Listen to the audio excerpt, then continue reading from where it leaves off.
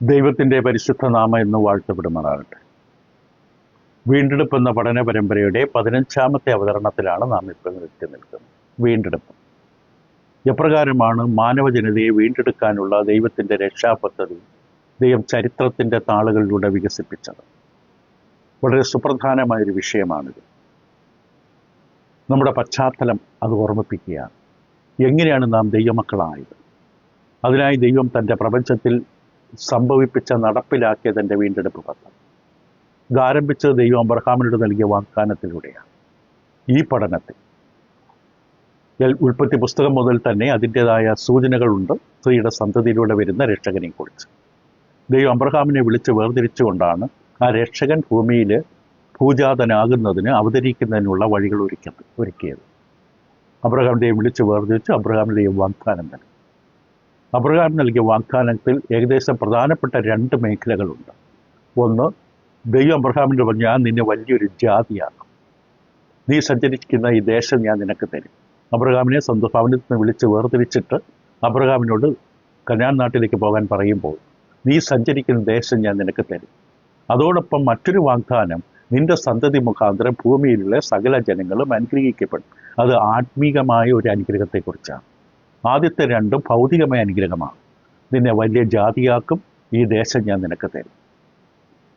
ഈ വാഗ്ദാനങ്ങളെക്കുറിച്ചാണ് നാം ചിന്തിച്ചു കൊണ്ടിരിക്കുന്നത്. ഇതിൻ്റെ വിശദീകരണങ്ങൾ, ഇതിൻ്റെ നിവർത്തീകരണമാണ് നാം പഠിച്ചുകൊണ്ടിരിക്കുന്നത്.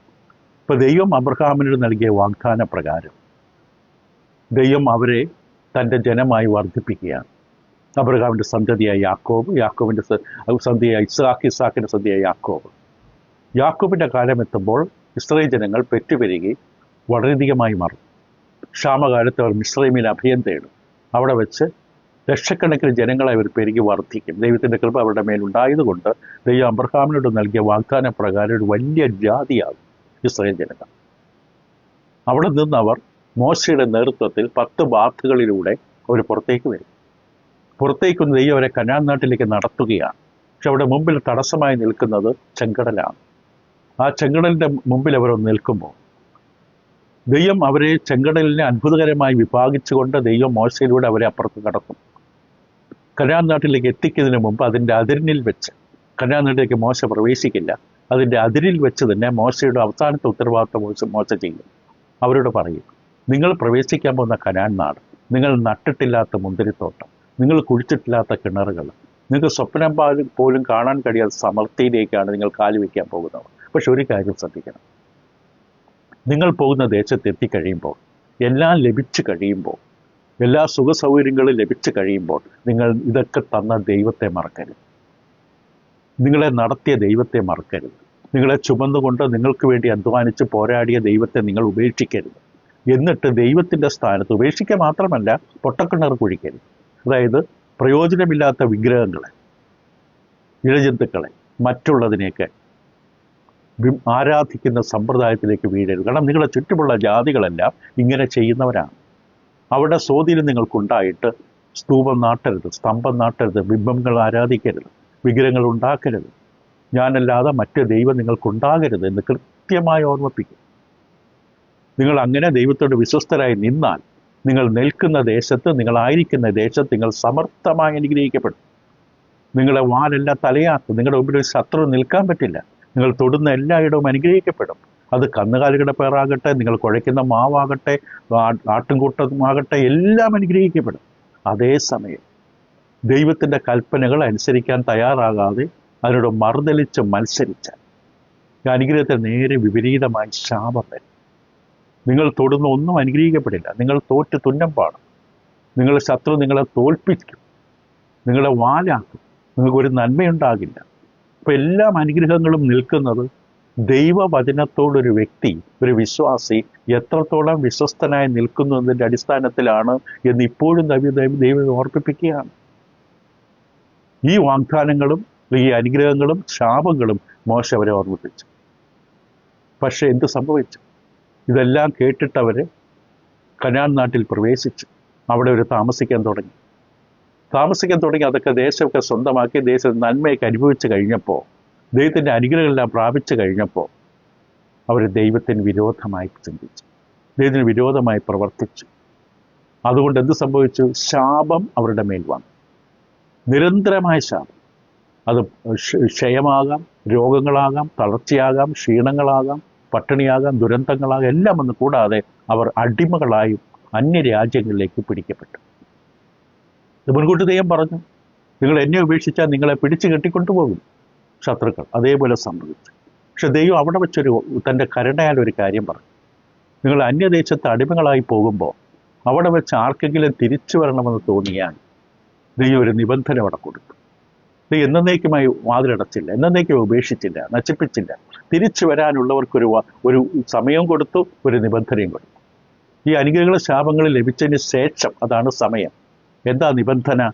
നിങ്ങൾ തിരിച്ച് ദൈവത്തിൻ്റെ വചനത്തിലേക്ക്, മോശയുടെ ന്യായപ്രമാണത്തിലേക്ക്, പഴയ നിയമ ഉടമ്പടിയിലേക്ക് വിശ്വസ്തയോടെ നിങ്ങളെ സമർപ്പിച്ചാൽ, നിങ്ങൾ തിരിച്ച് എൻ്റെ വചനങ്ങളെ നിങ്ങൾ കേട്ടനുസരിച്ചാൽ, ഇതാണ് ഉപയോഗിച്ച പ്രയോഗം. മോശയുടെ ന്യായപ്രമാണത്തിലെ പുസ്തകത്തിലെ വചനങ്ങളെ നിങ്ങൾ കേട്ടനുസരിച്ചാൽ നിങ്ങൾക്ക് തിരിച്ചു വരാൻ പറ്റും. അപ്പം ഈ വാഗ്ദാനം അന്നത്തെ യഹൂദന്മാരോടാണ്. ഇന്ന് ലോകത്തിൽ പലരും ചിന്തിക്കുന്നത് ഇന്നും യഹൂദന് തിരിച്ചു വരാനുള്ള ഒരു സാധ്യതയുണ്ട്.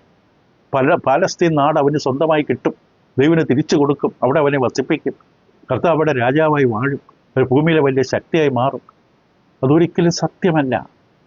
ഇത് അന്ന് യഹൂദന്മാരോട് മോശയിലൂടെ പറഞ്ഞതാണ്. ഇന്ന് അവർക്ക് തിരിച്ചു വരാൻ കഴിയില്ല. കാരണം അന്ന് അവരോട് പറഞ്ഞപ്പോൾ നിബന്ധന എന്താണ്? മോശയുടെ ന്യായപ്രമാണം നിങ്ങൾ ആചരിക്കാൻ തയ്യാറായ. പക്ഷെ ഇന്ന് മോശയുടെ ന്യായപ്രമാണം ഇല്ല. കർത്താവ് യേശു ക്രൂസിൽ മരിച്ചപ്പോൾ മോശയുടെ ന്യായപ്രമാണം ക്രിസ്തു ക്രൂസിൽ അവസാനിപ്പിച്ചു, നിവർത്തിയാക്കി അവസാനിപ്പിച്ചു, നടുവിൽ നിന്ന് നീക്കിക്കളഞ്ഞു, എടുത്തു കളഞ്ഞു, പുറകിൽ എറിഞ്ഞു കളഞ്ഞു, അത് പൂർണ്ണമാക്കി. അതുകൊണ്ട് ഇന്ന് ന്യായപ്രമാണമില്ല. മോശയുടെ ന്യായപ്രമാണം അനുസരിക്കുമ്പോഴാണ് മടങ്ങി വരവ്. ഇപ്പൊ ഇന്നത്തെ യഹൂദനുള്ളതല്ല ഇത്. മാത്രമല്ല, യഹൂദന്റെ വംശാവലി അവൻ ഏത് കുലത്തിലും ഗോത്രത്തിലും പെട്ടവനാണെന്ന് ഇന്നറിയാൻ കഴിയില്ല. AD 70 ഇസ്രായേൽ ദേവാലയം തകർക്കപ്പെട്ട സമയത്ത് സകല രേഖകളും നശിപ്പിച്ചു കളഞ്ഞു റോമൻ സൈന്യാധിപൻ, പട്ടാളക്കാരും ചേർന്നു. അതുകൊണ്ട് ഇന്നൊരു യഹൂദന് ഏത് ഗോത്രത്തിൽപ്പെടണമെന്ന് അറിയാനുള്ള വഴിയില്ല. യഹൂദനെ സംബന്ധിച്ച് അവൻ്റെ ഗോത്രം വളരെ പ്രധാനമാണ്. ശുശ്രൂഷ ചെയ്യണമെങ്കിൽ, പ്രാർത്ഥിക്കണമെങ്കിൽ, യാഗമർപ്പിക്കണമെങ്കിൽ അവൻ്റെ ഗോത്രം വളരെ പ്രധാനമാണ്. അതുകൊണ്ട് ഈ വാഗ്ദാനങ്ങൾ അന്നത്തെ യഹൂദനോടാണ്, ഇന്നുള്ളവർക്കല്ല. മാത്രമല്ല, മറ്റൊരു സുപ്രധാന കാര്യം എന്ന് പറയുന്നത്, ഈ കൂടാതെ തന്നെ ഇവിടെ മടങ്ങി വരേണ്ട മറ്റൊരു യോഗ്യത എന്ന് പറയുന്നതിനെ കുറിച്ച് പ്രവാചകന്മാർ കൃത്യമായി പറയും. എല്ലാവരും മടങ്ങി വരില്ല. മടങ്ങി വരുന്നവരെ കുറിച്ച് പറയുമ്പോൾ പ്രവാചകൻ കൃത്യമായിട്ട് പറയും, ഒരു ശേഷിപ്പ്, ഒരു ചെറിയ രക്ഷിതഗണം, ഒരു ചെറിയ ജനം മാത്രം. ആദ്യമുണ്ടായിരുന്ന ജനത്തിൽ 12 ഗോത്രങ്ങളാണ് ഇസ്രായേൽ. ഇതിലൊരു ചെറിയ ഗണം മാത്രമേ മടങ്ങി വരികയുള്ളൂ എന്ന് കൃത്യമായി പ്രവാചകൻ പറയും. യെശയ്യാപ്രവചന്റെ പുസ്തകം, യെശയ്യാവ് 8ാം നൂറ്റാണ്ട് BC, ക്രിസ്തുവിന് മുമ്പുള്ള 8ാം നൂറ്റാണ്ടിൽ ഏകദേശം മോശ ഈ അനുഗ്രഹത്തിൻ്റെ ശാപത്തിൻ്റെ ഉടമ്പടികൾ നൽകി ഏകദേശം 700 വർഷങ്ങൾക്ക് ശേഷം മോശ എന്ന് പറയുന്ന ഏറ്റവും വലിയ നയതന്ത്രജ്ഞനും നേതാവുമായ പ്രവാചകനായ മോശ ഉച്ചരിച്ച വാക്കുകളാണ്. യെരൂശലേമിന്റെ നാശത്തെക്കുറിച്ച് പറഞ്ഞപ്പോൾ ഉച്ചരിച്ച വാക്കുകളാണ്. അവർ ദൈവത്തെ മറന്നു പോകും. ദൈവം വ്യക്തമായി മോശയിലൂടെ പറഞ്ഞു. ദൈവത്തിന് ന്യായവിധി അവരുടെ മേൽ വരും. കഠിനമായ ന്യായവിധിയാണ് അവരുടെ മേൽ വരുന്നത്. യെശയ്യാപ്രവചന്റെ പുസ്തകത്തിന്റെ 1ാം അധ്യായത്തിന്റെ 9ാം വാക്യത്തിൽ ഇപ്രകാരം നമുക്ക് വായിക്കാം, ഒരുപക്ഷെ വായിച്ച് പരിചയമുണ്ടാകും.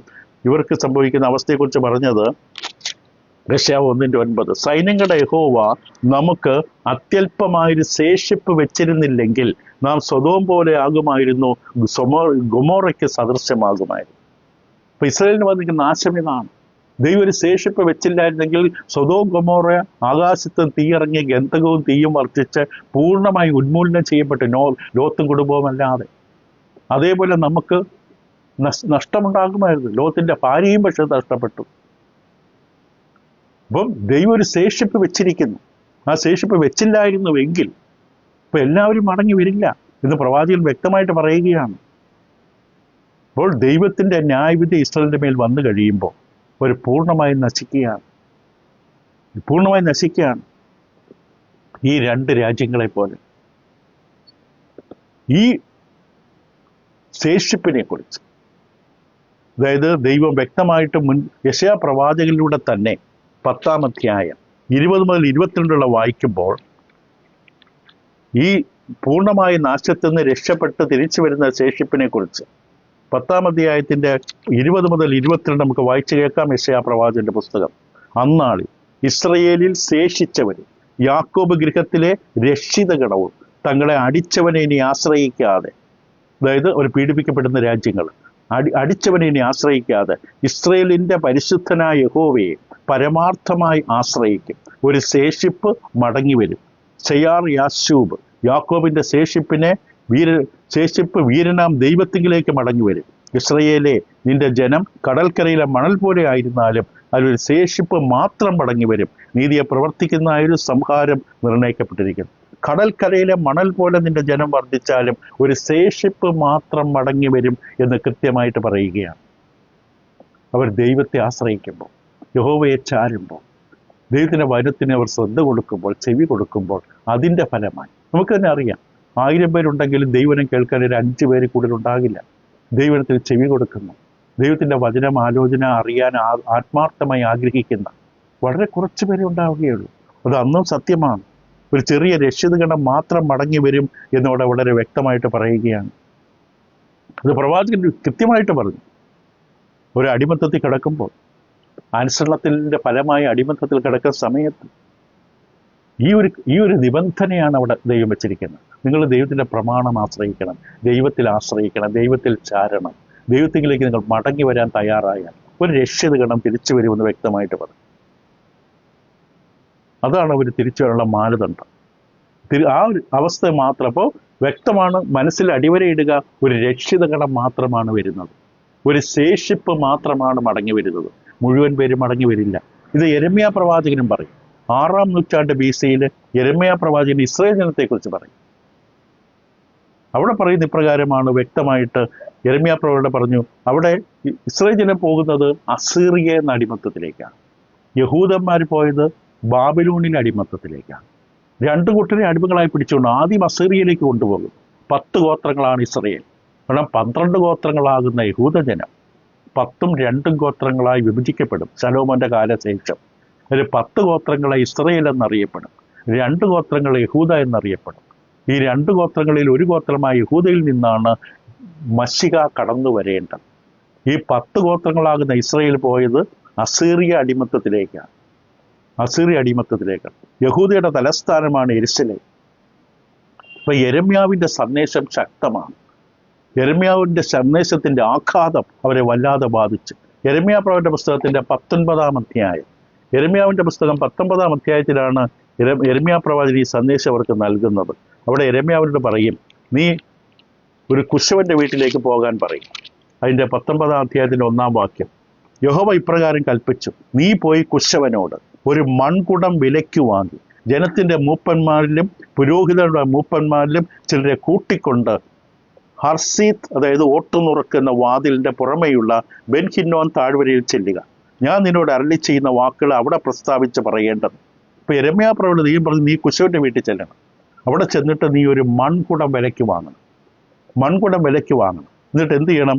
അതിൻ്റെ 10-ാമത്തെ വാക്യത്തിൽ ദൈവം യെരമ്യാവിനോട് ഈ ഒരു അടയാളം കൊടുക്കുമ്പോൾ അതൊരു സന്ദേശമാണ്. ഇതൊരു സന്ദേശം ദൈവം പറയുകയാണ്. പിന്നെ നിന്നോടുകൂടെ വന്ന പുരുഷന്മാർ കാണുകെ നീ ആ മൺകുടം ഉടച്ച് അവരോട് പറയേണ്ടത് എന്താ? വെറുതെ നിലത്തിടുകയല്ല, മൺകുടം ശക്തിയോടുകൂടി വലിച്ചെറിഞ്ഞ് ഉടയ്ക്കണം. അപ്പൊ യെരമ്യാ പ്രവചനോട് ഈ ഒരു സന്ദേശം ഇസ്രായേൽ ജനത്തോട് പറയുകയാണ്. യെരമ്യാവിൻ്റെ കൂടെ മൂപ്പന്മാരുണ്ട്, പുരോഹിതന്മാരുണ്ട്. അവിടെ മുമ്പിൽ വെച്ചാണ് ഈ അടയാളം ദൈവം കൊടുക്കുന്നത്. ഈ അടയാളപ്രകാരം മൺകുടം അവർ നിലത്തെറിയണം. നിലത്തെറിയുമ്പോൾ എന്ത് സംഭവിക്കും? സൈന്യങ്ങളുടെ യഹോവ എന്നിട്ട് പറയും, ഇതാണ് സന്ദേശം.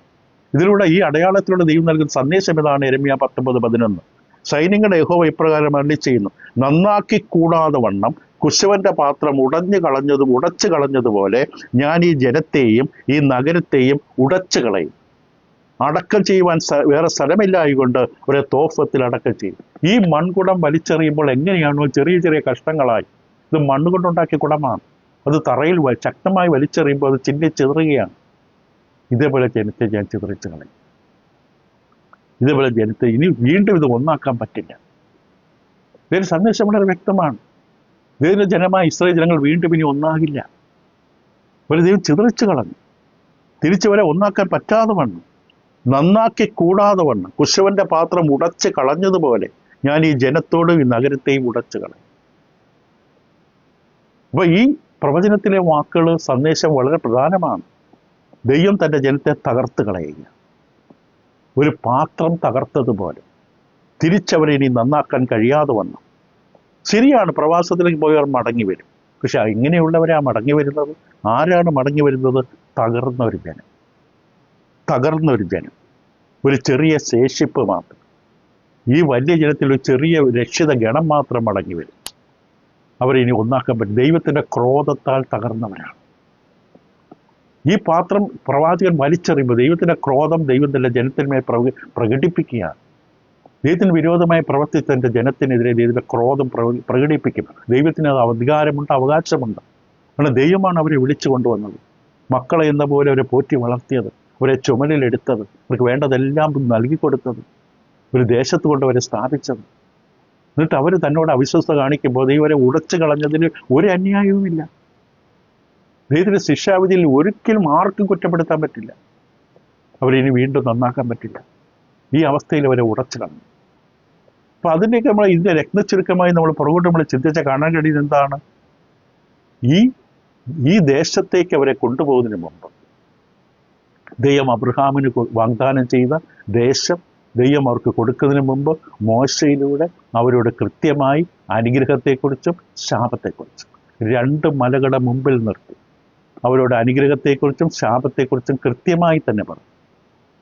അവരോട് പറഞ്ഞു, നിങ്ങൾ ചെല്ലാൻ പോകുന്ന ഈ ദേശത്ത് നിങ്ങൾ ദൈവത്തെ ഭയപ്പെട്ട് സ്നേഹിച്ച് കൽപ്പനകൾ പ്രമാണിച്ച് വിശ്വസ്തയോടെ നിന്നാൽ നിങ്ങൾ സമർത്ഥമായി അനുഗ്രഹിക്കപ്പെടും.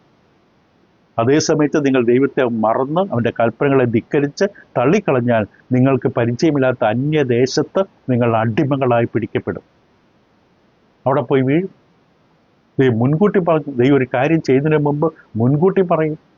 ദൈവത്തിൻ്റെ വചനത്തിൻ്റെ അനുഗ്രഹം അതാണ്.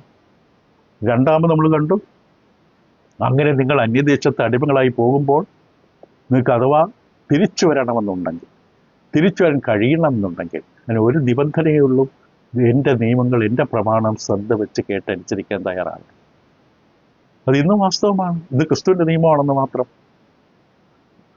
ദൈവത്തിൻ്റെ അനുഗ്രഹത്തിൽ നിന്ന് പുറത്തു പോകുന്നവർ തിരിച്ചു വരണമെങ്കിൽ പുറവശത്തുള്ള വാതിലൂടെയല്ല കയറേണ്ടത്. ദൈവവചനത്തിന് തന്നെ തന്നെ സമർപ്പിക്കണം. ദൈവവചനത്തിൻ്റെ അനുസരണത്തിനായി തന്നെ തന്നെ പൂർണ്ണമായി ഏൽപ്പിച്ചു കൊടുക്കണം. അങ്ങനെ ചെയ്താൽ മൂന്നാമത് ദൈവം തന്നെ അവരെ മടക്കി വരും. അവർ മടങ്ങി വരാനുള്ള വഴി ദൈവം തന്നെ തുറന്നു കൊടുക്കും. നമ്മൾ എത്ര ശ്രമിച്ചാലും അവരെ വലിച്ചുകൊണ്ട് വരാൻ പറ്റില്ല. വേറെ ആരെങ്കിലും കാറ് കൊണ്ടുവന്ന് പിടിച്ചുകൊണ്ട് പോകും. ദൈവം വരെ മടക്കി വരുത്തണം. അതിന് അവർക്ക് തിരിച്ചറിവ് വേണം.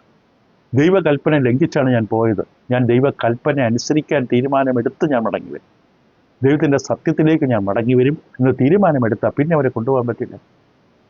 അവർ സ്വയം തീരുമാനിക്കാതെ പോകാൻ പറ്റില്ല. ഇപ്പം ദൈവം തന്നെ വരെ മടക്കി വരും. ദൈവം പറഞ്ഞ വാക്കുന്നത് ഞാൻ നിങ്ങളെ മടക്കി വരും. നാലാമതായി നമ്മൾ കാണുന്നത്, ഈ മടങ്ങി വരുന്നത് പൂർണ്ണമായ ജനതയല്ല. ഇസ്രായേൽ ജനം മുഴുവനായി ഒരിക്കലും മടങ്ങി വരില്ല. ഒരു രക്ഷിതകളം, ഒരു ചെറിയ വിഭാഗം മാത്രം മടങ്ങി വരികയാണ്. ഇപ്പം പ്രവാചകൻ വ്യക്തമായിട്ട് സാധാരണ ലോകത്തിൽ പലരും, ക്രിസ്തീയ ഗോളത്തിൽ തന്നെ പലരും ചിന്തിച്ചു വെച്ച ചിന്ത തള്ളിക്കളയുകയാണ്. പൂർണ്ണമായ രാജ്യം മൊത്തത്തിൽ മടങ്ങി വരുമെന്ന് വചനം പറയുന്നതേയില്ല. ബൈബിളിൽ അങ്ങനെ ഒരു വിഷയമേ ഇല്ല. ബൈബിളിൽ പറയുന്നത് ഒരു പ്രവാസത്തിൽ കിടക്കുന്ന മനുഷ്യർ, ചിതറിക്കപ്പെട്ട ദൈവമക്കൾ എന്ന് പറയുന്ന ഒരിക്കലും ദൈവമക്കളായിരുന്ന യഹൂദന്മാർക്ക് മടങ്ങി വരണമെങ്കിൽ അവർ ദൈവത്തിൻ്റെ വചനത്തിലേക്ക് മടങ്ങി വരും. നമ്മൾ കണ്ടു, ഇന്ന് ഉള്ള യഹൂദന്മാർക്കുള്ളതല്ല ഇത്. ഇന്നത് സാധ്യമല്ല. കാരണം ന്യായപ്രമാണം, മോശയുടെ ന്യായപ്രമാണം ക്രിസ്തു തറച്ചു തീക്കി. യഹൂദൻ ആരാളൊന്നും കണ്ടെത്താൻ പോലും പറ്റില്ല. അതുകൊണ്ട് അവൻ്റെ ശുശ്രൂഷകൾ അവനിന്ന് ചെയ്യാൻ പറ്റില്ല. ഇത് അവരോട് പറഞ്ഞതാണ്, നിങ്ങൾ മടങ്ങി വരാൻ എന്ത് ചെയ്യണമെന്ന്. വ്യക്തമാണത്. ഈ വേദഭാഗങ്ങൾ കൃത്യമായി നമ്മൾ മനസ്സിലാക്കിയില്ലെങ്കിൽ ദുരുപദേശത്തിൽ വീണു പോകും. ദൈവത്തിൻ്റെ മക്കൾ, കർത്താവിൻ്റെ സഭ കൃത്യമായി സത്യം കേട്ടറിയണം. ഇതാണ് നമ്മൾ അറിയേണ്ട സത്യങ്ങളിലൊന്നും. ദൈവത്തിൻ്റെ മക്കൾക്കൂടി നമ്മളാണ് യഥാർത്ഥ, കർത്താവിൻ്റെ സഭയാണ് യഥാർത്ഥ ഇസ്രായേൽ. ദൈവത്തിൻ്റെ വചനമനുസരിച്ച് ഇതിലൂടെ നമ്മൾ പഠിക്കേണ്ട പാഠമുണ്ട്.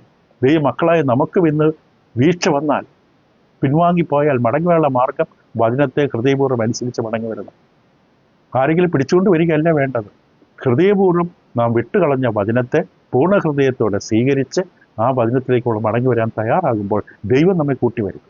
ദൈവം കൂട്ടിവരുത്തിയാൽ മാത്രമേ പുനഃസ്ഥാപനം നടക്കുകയുള്ളൂ. മാത്രമല്ല ഒരു ശേഷിപ്പ് മാത്രമേ മടങ്ങുകയുള്ളൂ. സ്വർഗത്തിലേക്ക് പോകുന്ന ഒരു ശേഷിപ്പ് മാത്രമാണ്. ഇതാണ് പ്രവാചക ശബ്ദം, സ്ഥിരമായ പ്രവാചക ശബ്ദം. ഇനി വളരെ പ്രധാനപ്പെട്ട മറ്റു വിഷയം കൂടി ഇതിനോടൊപ്പം ചിന്തിക്കേണ്ടതുണ്ട്. ഇസ്രയേലിന് വാസ്തവത്തിൽ രാജ്യം, ദേശം കിട്ടിയിരുന്നു. ചിലരുടെ ധാരണ ഇപ്പോഴും ഇസ്രയേലിന്റെ ദൈവം കൊടുക്കാന്ന് പറഞ്ഞ ദേശം കൊടുത്തിട്ടില്ല. അവരുടെ ദൈവം അവസാനം തന്റെ വാഗ്ദാനം നിവൃത്തിയാക്കാനായിട്ട് ഇസ്രയേലിന്റെ ദൈവം തന്റെ രാജ്യം അല്ലെങ്കിൽ അവർക്ക് കൊടുക്കാവുന്ന ദേശം കൊടുക്കും, അതുകൊണ്ട് അവരെ മടക്കി വരുത്തും എന്നാണ്. തെറ്റാണ്. ദൈവനെ പരിജ്ഞാനമില്ലാത്തതുകൊണ്ടാണ് എൻ്റെ തെറ്റിപ്പോകുന്നത്. ഇസ്രയേലിന് ദൈവം കൊടുക്കാമെന്ന് പറഞ്ഞ് അബ്രഹാമിനോട് വാഗ്ദാനം ചെയ്ത എല്ലാ ദേശവും പൂർണ്ണമായി തന്നെ കൊടുത്തു. അതാണ് വാസ്തവം. പൂർണ്ണമായി കൊടുത്തു. അത് കൃത്യമായി തിരുവെഴുത്ത് സാക്ഷ്യപ്പെടുത്തുന്നു. ആ വാഗ്ദാനം പൂർണ്ണമായി നിവൃത്തിയായി. എല്ലാ ദേശവും കൊടുക്കാമെന്ന് പറഞ്ഞ സകല ദേശവും പാലസ്തീൻ ദേശം അവർക്ക് കൊടുത്തു. പ്രവചനപ്രകാരം അത് കൊടുത്തു, ഒരു അവകാശമാക്കി. ഇവിടെ ഇനി എനിക്ക് ദേശം കിട്ടാനുണ്ട്, എനിക്ക് തന്നിട്ടില്ല എന്ന് പറഞ്ഞുകൊണ്ട് വരാനായിട്ട് യഹൂദന് യാതൊരു യോഗ്യതയുമില്ല, അവകാശമില്ല. നമുക്ക് കൃത്യമായി കാണാൻ കഴിയും. ഒന്നാമത് യോശുവയുടെ കാലത്ത്, യോശുവയുടെ നേതൃത്വത്തിൽ ദൈവം അവർക്ക് കൊടുത്ത ദേശത്തെക്കുറിച്ച്. ഇവിടെ മോശയുടെ ദാസനായ യോശുവയാണ് മോശയ്ക്ക് ശേഷം ജനത്തെ നയിച്ചത്. യോശുവയുടെ പുസ്തകം 21 ശ്രദ്ധിച്ച് നമ്മൾ മനസ്സിലാക്കണം. ദുരുപദേശത്തിന് മറുപടി നമുക്ക് വ്യക്തമായി ബോധ്യമുണ്ടായിരിക്കണം. യോശുവയുടെ പുസ്തകം 21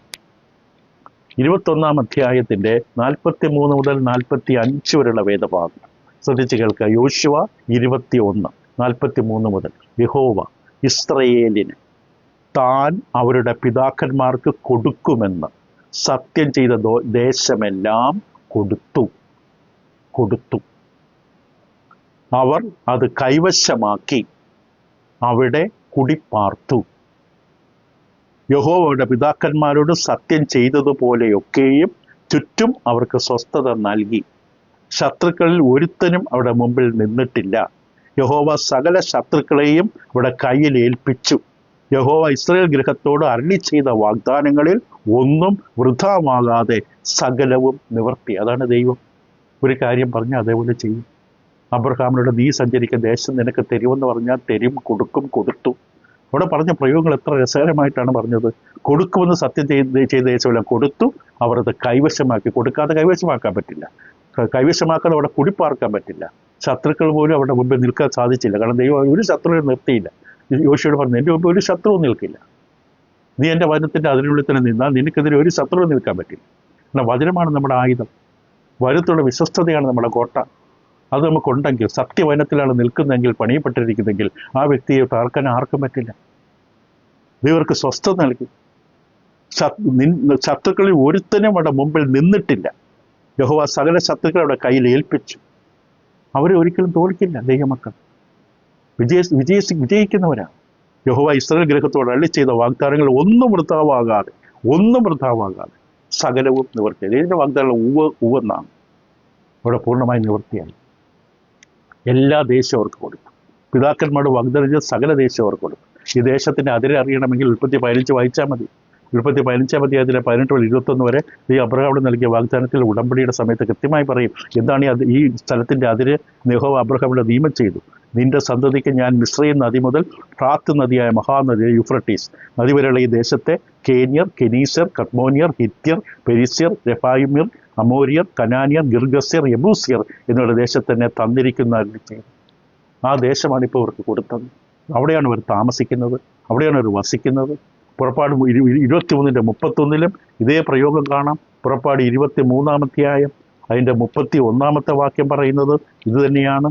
ഞാൻ നിന്റെ ദേശം ചെങ്കടൽ തുടങ്ങി ഫിലിസ്ത്യരുടെ കടൽ വരെയും മരുഭൂമി തുടങ്ങി നദി വരെയും ആക്കും. ദേശത്തിലെ നിവാസികളെ നിങ്ങളുടെ കയ്യിൽ ഏൽപ്പിക്കും. നീ അവരെ നിന്റെ മുമ്പിൽ നിന്ന് ഓടിച്ചു കളയണം. ദൈവമക്കളെ യുദ്ധമുണ്ട്. യുദ്ധത്താലാണ് നേടേണ്ടത്. ഇതിന് വാഗ്ദാനം ദൈവം ചെയ്തു തരും. ദൈവം വാക്ക് പറയുമ്പോൾ തന്നെ നമ്മുടെ കയ്യിൽ ഇത് കിട്ടുകയാണ്. നമ്മളത് അനുഭവിക്കണമെങ്കിൽ നമ്മുടെ വിശ്വസ്തയോട് പോരാടേണ്ടത് ആവശ്യമാണ്. അതുകൊണ്ട് മുഴുവൻ ഞാൻ നിനക്ക് തരികയാണ്. ചരിത്രം വ്യക്തമായി സാക്ഷ്യപ്പെടുത്തുന്നു. ദൈവത്തിൻ്റെ വാഗ്ദാനങ്ങൾ ഒന്നും നിവൃത്തിയാകാതെ പോയില്ല. ദൈവം കൊടുക്കാവുന്ന ദേശം അവർക്ക് കൊടുത്തു. അവരത് അനുഭവിച്ചു. ദൈവം അബ്രഹാമിനോടും തൻ്റെ ജനത്തോടും പറഞ്ഞ ദേശം ദൈവം അവർക്ക് കൊടുത്തു. അവരത് അനുഭവിച്ചു. അവിടെ നിൽക്കുകയാണ്. ഇനി ഒരു വാഗ്ദാനങ്ങൾ അവശേഷിക്കുന്നില്ല. ഇതിൻ്റെ പ്രവചനങ്ങൾ, ഇസ്രായേൽ ജനത്തോടുള്ള പ്രവചനങ്ങളെല്ലാം നിവർത്തിയായി. അവിടെ നടുവിൽ നിന്ന് മഷിക വന്നു, എല്ലാം വന്നു. പക്ഷെ അവർക്കത് വേണ്ട. അവർക്ക് മഷിക വേണ്ട. യേശുവിനെ മഷികയുടെ സ്വീകരിക്കാൻ തയ്യാറല്ല. ഇപ്പോഴും ദേശത്തിനുവേണ്ടി ഓടുകയാണ്. ഈ കത്തിക്കരിക്കുന്ന ദേശത്ത്, ഈ ഭൂമിയിലെ ദേശത്തിനുവേണ്ടി ഓടുന്ന അവസ്ഥ തന്നെ എന്തൊരു അജ്ഞതയാണ്. കർത്താവ് യേശുവിടെ വന്ന് സ്വർഗത്തിലെ ഭവനമാണ് നമുക്ക് ഒരുക്കപ്പെട്ടിരിക്കുന്നത്. അതിനുവേണ്ടി ശ്രമിക്കുന്നില്ല, അതിനുവേണ്ടി ആഗ്രഹിക്കുന്നില്ല. അപ്പോൾ തന്നെ അറിയാം ഒരു വഴിതെറ്റി കിടക്കുകയാണ്. മാത്രമല്ല മറ്റൊരു പ്രധാനപ്പെട്ട കാര്യമെന്ന് പറയുന്നത് യോശുവ പ്രവാചകന്റെ പുസ്തകത്തിൽ തന്നെ അപ്പം യോശുവ ഇത് കൃത്യമായി ഇവർക്ക് ദേശം വിഭാഗിച്ചു കൊടുക്കും. യോശുവിലൂടെയാണ് ദേശം വിഭാഗിച്ച് അതിന് വെച്ച് ഓരോ ഗോത്രത്തിനും വിഭാഗിച്ചു കൊടുത്തത്. അവർക്ക് പൂർണ്ണമായി ഇത് ലഭിച്ചു. യോശുവയുടെ പുസ്തകത്തിൽ തന്നെ 23-ാം അധ്യായം, യോശുവ 23-ാം അധ്യായത്തിൻ്റെ 14 മുതൽ 16 വരെ നമ്മൾ വായിക്കുമ്പോഴും ഇതേ കാര്യം അവിടെ ഓർമ്മിപ്പിക്കുന്ന കാണാം.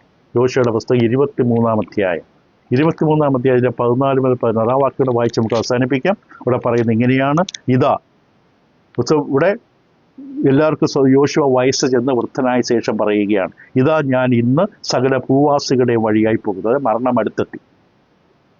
നിങ്ങളുടെ ദൈവമായ യഹോവ, ശ്രദ്ധിക്കുക, നിങ്ങളുടെ ദൈവമായ യഹോവ നിങ്ങളെക്കുറിച്ച് അരുളി ചെയ്തിട്ടുള്ള സകല നന്മകളിലും വെച്ച്, അതാണ് അനുഗ്രഹത്തിൻ്റെ ശാപത്തിൻ്റെ ഓർമ്മപ്പെടുത്തൽ, സകല നന്മകളിലും വെച്ച് ഒന്നിനും വീഴ്ച വന്നിട്ടില്ലെന്ന്. എന്തൊരു വാക്കാണത്! ദൈവം വാഗ്ദാനം ചെയ്ത ഒന്നിനും വീഴ്ച വന്നില്ല. പിന്നെ എവിടെയാണ് പ്രശ്നം പറ്റിയത്? നമുക്ക് ഈ അബദ്ധം പറ്റിയത് എവിടെയാണ്? നമ്മുടെ അവിശ്വസ്തത, നമുക്ക് പറ്റിയ മത്സരസമാണ്, നമ്മുടെ ജീവിതത്തിൻ്റെ തെറ്റ്. ദൈവത്തിൻ്റെ ഭാഗത്ത് തെറ്റല്ല. നമ്മുടെ ദൈവമായ യഹോവ നിങ്ങളെക്കുറിച്ച് അരുളി ചെയ്തിട്ടുള്ള സകല നന്മകളിലും വെച്ച് ഒന്നിനും വീഴ്ച വന്നിട്ടില്ലെന്ന് നിങ്ങൾക്ക് പൂർണ്ണ ഹൃദയത്തിലും പൂർണ്ണ മനസ്സിലും ബോധ്യമായിരിക്കുന്നു. നിങ്ങൾക്കറിയാം ദൈവത്തെ വിശ്വസിക്കാൻ കൊള്ളാവുന്നതിനാണ്. ദൈവം പറഞ്ഞാൽ നടക്കും. ഇതിൻ്റെ വാഗ്ദാനങ്ങൾ ഊവെന്നാണ്. സകലവും നിങ്ങൾക്ക് സംഭവിച്ചു, ഒന്നിനും വീഴ്ച വന്നിട്ടില്ല. ശ്രദ്ധിക്കുക 16, നിങ്ങളുടെ ദൈവമായ യഹോവ നിങ്ങളോട് അരുളി ചെയ്തിട്ടുള്ള എല്ലാ നന്മകളും നിങ്ങൾക്ക് സംഭവിച്ചതുപോലെ തന്നെ. എൻ്റെ മറുവശം, നിങ്ങളുടെ ദൈവമായ യഹോവ നിങ്ങൾക്ക് തന്നിരിക്കുന്ന നല്ല ദേശത്ത് നിന്ന് നിങ്ങളെ നശിപ്പിക്കും വരെ യഹോവ എല്ലാ തിന്മകളും നിങ്ങളുടെ മേൽ വരുത്തും. ദൈവത്തോട് അനുസരണക്കേട് കാണിച്ച് എന്ത് ചെയ്യും? ദൈവം ശ്രദ്ധ വെച്ച് നമ്മളെ നശിപ്പിക്കും. ദൈവത്തെ ജീവിതത്തിൽ വേണ്ട എങ്കിൽ ദൈവം തിരിച്ച് പ്രവർത്തിക്കും. പോട്ട് സാരമില്ലെന്ന് പറഞ്ഞ് വിടുകയല്ല. ദൈവം നമ്മളെ ശ്രദ്ധ വെച്ച് എല്ലാ തിന്മകളും നിങ്ങളുടെ മേൽ വരുത്തും. നിങ്ങളുടെ ദൈവം യഹോവ നിങ്ങളോട് കൽപ്പിച്ചിട്ടുള്ള അവൻ്റെ നിയമം നിങ്ങൾ ലംഘിക്കുകയും ചെന്ന് അന്യദൈവങ്ങൾ, അതാണ് ഇതിന് ഏറ്റവും വേദനയുണ്ടാക്കുന്നത്. ഹൃദയത്തിൽ, ജീവിതത്തിൽ, മനസ്സിൽ, ചിന്തയിൽ ദൈവത്തെ തള്ളിക്കളഞ്ഞിട്ട് അന്യദൈവങ്ങൾ, വിഗ്രഹങ്ങൾ, അന്ധവിശ്വാസം, നിരീശ്വരവാദം, ഇങ്ങനെയുള്ളതിൻ്റെ പിന്നാലെ പോകുമ്പോൾ അവൻ്റെ നിയമം നിങ്ങൾ ലംഘിക്കുകയും ചെന്ന് അന്യദൈവങ്ങളെ സേവിച്ച് നമസ്കരിക്കുകയും ചെയ്താൽ യഹോവയുടെ കോപം നിങ്ങളുടെ മേൽ ജ്വലിക്കും. അപ്പോൾ നിങ്ങൾക്ക് തന്നിട്ടുള്ള ഈ നല്ല ദേശത്ത് നിങ്ങൾ വേഗം നശിച്ചു പോകും. ദൈവം ആവർത്തി, ഞാൻ നിങ്ങളുടെ ദൈവമായ യഹോവയാണ്, ഞാൻ നിങ്ങളുടെ ദൈവമായ യഹോവയാണ്. അന്യദൈവങ്ങൾ ഉണ്ടാകരുത്. നേരെ ആകാശത്തിൽ ഭൂമിയിലും ഭൂമി കീഴെ ഒന്നിനെയും നിങ്ങൾ ദൈവമെന്ന് പറഞ്ഞ് വിളിക്കരുത്. ഇവിടെ യോശുവ കൃത്യമായി ഓർമ്മപ്പെടുത്തുന്നത് അനുഗ്രഹത്തിൻ്റെ ശാപത്തിൻ്റെ അതേ അവസ്ഥയാണ്. ആവർത്തന പുസ്തകം 28, 29, 30 അധ്യായങ്ങളിൽ മോശ 2 മലയുടെ മുമ്പിൽ നിർത്തി അവരെ ഓർമ്മപ്പെടുത്തിയ കാര്യങ്ങൾ, അനുഗ്രഹം, നന്മകൾ എല്ലാം നിങ്ങൾക്ക് തന്നില്ലേ? നിങ്ങൾക്ക് നന്നായിട്ടറിയാൻ നിങ്ങൾക്കത് കിട്ടിയെന്ന്. ആ മുന്തിരിപ്പഴം പറിച്ചുകൊണ്ട് വരുമ്പോൾ ചുമക്കാൻ പോലും പറ്റാത്ത മുന്തിരിപ്പഴം, ദേശത്തിലെ നന്മകൾ. ഒരു വാക്കിൻ്റെ വാക്ക് പാലും തേനും ഒഴുകുന്ന ദേശം. അത് ആലങ്കാരിക പദമാണ്. ഈ നന്മകൾ അനുഭവിച്ചതല്ലേ? ഇവിടെ കണ്ണുകൊണ്ട് കണ്ട് അനുഭവിച്ചതല്ലേ? പക്ഷെ അവിടെ വെച്ചതെല്ലാം തിന്ന് തൃപ്തിയായപ്പോൾ നിങ്ങൾ ദൈവത്തിന് വിരോധമായി ചിന്തിച്ചു, വിഗ്രഹത്തിന് പിന്നെ പോയി. നിങ്ങളെ ചുറ്റുമുള്ള ദേശങ്ങളുമായി ഇടകലരാൻ പാടില്ലാത്തവരുമായി ഇടകലർന്നപ്പോൾ അവർ നിങ്ങളെ കെണിയുരുക്കി വീഴ്ത്തി. വിവാഹബന്ധത്തിൽ പ്രവേശിക്കുമ്പോൾ നമ്മൾ ശ്രദ്ധിക്കേണ്ട ഒരു കാര്യമാണ്. ഇത്രയും വർഷം ജീവിച്ച വിശ്വാസ ജീവിതം തകർത്ത് കളയും ഒരു ബന്ധത്തിന് വേണ്ടി. അവിടെ സംഭവിച്ചു. ചുറ്റുമുള്ള ജനങ്ങൾ, ഈ ജാതികൾ, നമ്മൾ നേരത്തെ കേട്ടു, ഈ ദേശത്തിന് ചുറ്റുമുള്ള ജാതികൾ, ഇവിടെ വഴികൾ, മാർഗങ്ങൾ ഇവരെ സ്വാധീനിച്ചു. ഒരു സാത്തൻ്റെ വലിയ കെണിയാണ്. നേരിട്ട് നമ്മളെ തോൽപ്പിക്കില്ല, ചുറ്റുപാട് പേരെ അയൽപക്കത്തിനെ കൊണ്ട് താമസിപ്പിക്കും. ഒരു അന്ധവിശ്വാസി, നിരീശ്വരവാദി, അവരുമായി നമുക്ക് ഇടപാടുകൾ ഉണ്ടാകുകയും അവരുടെ സിദ്ധാന്തങ്ങൾ നമ്മളെ സ്വാധീനിക്കുകയും ചെയ്യും. നമ്മൾ സൂക്ഷിക്കണം, നമ്മെ വേറിട്ട് നിൽക്കണം. ഇവിടെ സംഭവിച്ചതാണ്. ബിലയാമിൻ്റെയും ബാലാമിൻ്റെ സംഭവത്തെ നമുക്കറിയാം. എങ്ങനെയാണ് ഇസ്രായേൽ ജനത്തെ നശിപ്പിക്കാനായിട്ട് തന്ത്രം പറഞ്ഞു കൊടുത്തതെന്ന്. ബിലയാം എന്ന് പറഞ്ഞാൽ ഇവിടെയും സംഭവിക്കുകയാണ്. പക്ഷെ ഇവിടെ നമ്മൾ കേൾക്കേണ്ട കാര്യം, നിങ്ങൾക്ക് സകല നന്മകളും ദൈവം തന്നു, നിങ്ങൾക്കത് പൂർണ്ണ മനസ്സിലും ബോധ്യമായിരിക്കുന്നു. സകലവും നിങ്ങൾക്ക് സംഭവിച്ച് ഒന്നിനും വീഴ്ച വന്നിട്ടില്ല. ദൈവം പറഞ്ഞ ഒന്നും തരാതിരുന്നില്ല. കർത്താവ് ഈ ശിഷ്യന്മാർ ചോദിക്കും, നിങ്ങൾ എൻ്റെ പിന്നാലെ വന്നിട്ട് എന്തെങ്കിലും കുറവുണ്ടായോ? കർത്താവിൻ്റെ സഭയിൽ വന്നിട്ട് വിശ്വസ്തയോടെ നിങ്ങൾ ജീവിച്ചിരുന്നുവെങ്കിൽ എന്തെങ്കിലും കുറവ് നിങ്ങൾക്കുണ്ടായോ? കർത്താവിൻ്റെ ശരീരമായ സഭയിൽ നിങ്ങൾ അംഗങ്ങളായി വിശ്വസ്തരായി നിങ്ങൾ ജീവിക്കുകയാണെങ്കിൽ എന്തിൻ്റെയെങ്കിലും കുറവുണ്ടാവും? ഒരു കുറവുണ്ടാകില്ല. എല്ലാത്തിലും ഉപരി ആത്മീക പ്രകാശം, സ്വർഗീയ പ്രത്യാശ, തേജസ്സിലേക്കുള്ള ലക്ഷ്യമാണ്. അതിനേക്കാൾ വലിയ നേട്ടം എന്താണ്? അപ്പോൾ അവർക്ക് എല്ലാ വാഗ്ദാനങ്ങളും അവരിൽ നിവൃത്തിയായി. ഇനിയൊരു ദേശത്തിന് വേണ്ടി ഓടി നടക്കണ്ട. അത് ഇന്ന് യഹൂദന് വേണ്ടിയുള്ളതല്ല. യഹൂദന് അങ്ങനെ ഒരു പ്രത്യാശയുടെ ആവശ്യമില്ല. അതൊക്കെ കഴിഞ്ഞു. അത്തിമരം ഉണക്കിക്കളഞ്ഞു കർത്താവ്, ശപിച്ചു അതിന്.